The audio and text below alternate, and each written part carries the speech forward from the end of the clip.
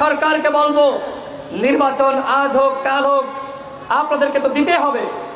সুতরাং কবে নির্বাচন করতে চান তার একটি স্পষ্ট ডেট, একটি তারিখ ঘোষণা করেন, তাহলে আমরা রাজনৈতিক দলের নেতৃবৃন্দরা আমরা প্রস্তুতি নিতে পারবো।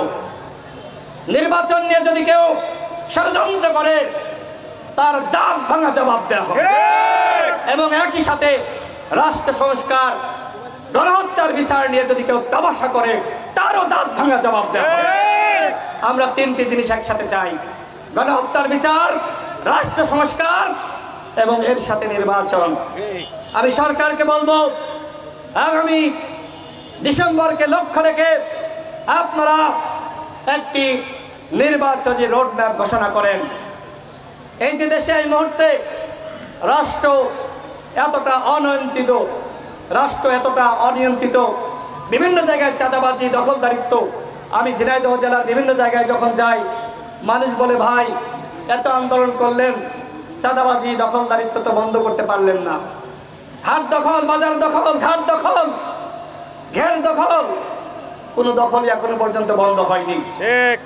যারা এই দখল করছে এরা কেউ অভ্যুত্থানের নেতৃত্ব দেয়নি, এরা কেউ রাজপথে ছিল না।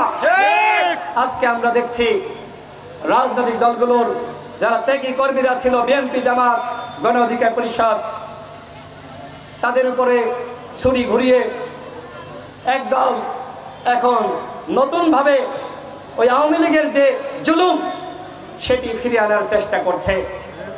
আমাদের স্পষ্ট বার্তা, যারাই আওয়ামী লীগের জুলুম ফিরিয়ে আনতে চাইবে তাদের পরিণতি আওয়ামী লীগের মতো হবে।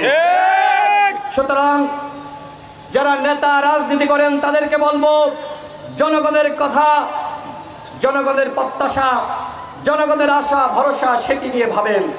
জনগণের বিরুদ্ধে গেলে আওয়ামী লীগ যেমনিভাবে রাজনীতি করতে পারে নাই, আপনারাও জনগণের বিরুদ্ধে গিয়ে রাজনীতি করতে পারবেন না।